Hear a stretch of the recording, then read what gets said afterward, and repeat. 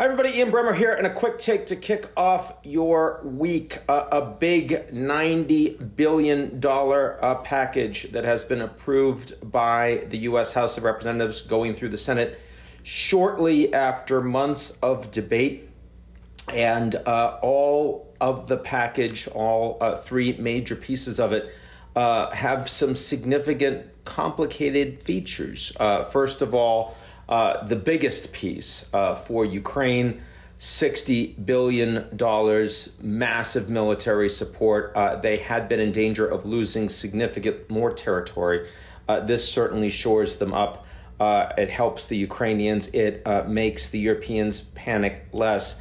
But, can they longer term hold on? What is the end game? The Ukrainians are, of course, running short, not just of material to fight, but also air defense capabilities and critically people, soldiers. It's much harder for them to get people for the front lines than it is for the authoritarian and much larger populated Russia. And so the intention is that the Ukrainians don't fall apart. But of course, longer term, the idea that the U.S. will continue to be able to provide $60 billion in support year after year, certainly not true if Trump becomes president, probably not true if Biden wins a second term. What you really want to do is try to find a way to get them in a better position so that negotiations inevitably that need to occur with Russia can be more productive and more constructive from the Ukrainian side, from the European side, from the NATO side. The U.S. kicked the can on this last year when the Americans were in much better position supporting Ukraine. Now it's harder, as always is the case, is that you think that things are going to get better. You don't feel like taking the political risk. And as a consequence, you extend and pretend, and now they're in a worse position. So I'm glad that the money came through. I'm glad the Ukrainians are still fighting courageously and want to fight courageously. But of course, longer term, this war leads to some degree of partition where the Ukrainians are losing their land. Israel, closest ally of the United States in the Middle East, some $17 billion in military support for Israel, also some $9 billion in humanitarian aid in Gaza in this plan. But of course, increasingly, the United States does not support Israel continuing to fight against Hamas in Gaza. They want to see a lot more protection for Palestinian civilians, which the Israelis have been reluctant to put in place. They don't want to see a ground offensive into Rafah, over 1 million Palestinians sheltering there. The Israelis are fully intent on continuing with that, proceeding with it. They did want to see a ceasefire that was linked directly to a hostage release. Now, increasingly, the U.S. is talking about those two things as critical but delinked.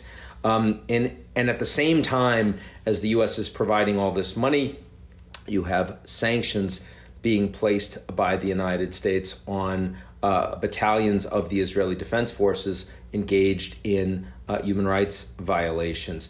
This shows just how impossible this position is for President Biden to maneuver domestically, not to mention internationally. The U.S. is overwhelmingly the one country that is most supportive of Israel. Biden is overwhelmingly the political leader that is most supportive of Israel, but most of his constituents are not. And this is absolutely going to hurt him, even though it's a foreign policy issue, and they don't usually play that heavily in recent decades in the election coming up in November. And you see it, of course, across campuses all over the country, including my own at Columbia. And then finally, Taiwan. And this is, in a sense, the least controversial because everyone on the Democratic and Republican side pretty much supports more support for Taiwan, is opposed to China. It's very easy to get lots of legislation that makes life more difficult for China. At the same time, though, the long-term strategy of the United States is to make Taiwan less important for the Americans in making sure that semiconductor production moves from Taiwan to the United States, to other allies, not just a few miles off of the mainland Chinese coast, but also export controls that prevent the Chinese from getting advanced semiconductors from Taiwan as well. In other words, the big U.S. strategy is not just arming the Taiwanese and helping them defend themselves, but also making Taiwan fundamentally less important to mainland China. And one of the main reasons that the Chinese would not be interested in attacking Taiwan long-term or squeezing them hard economically long-term is because they're so indispensable to the Chinese economy. This is not going to be the case long-term. In all three of these areas, you've got the United States with friends that they are less aligned with strategically than they are tactically. And that means that this money that we see going forward is all about kicking the can on short-term gains that make sense politically for the U.S. right now, but long-term do not resolve the challenges that exist for the U.S. with these countries. That's it for me, and I'll talk to y'all real soon.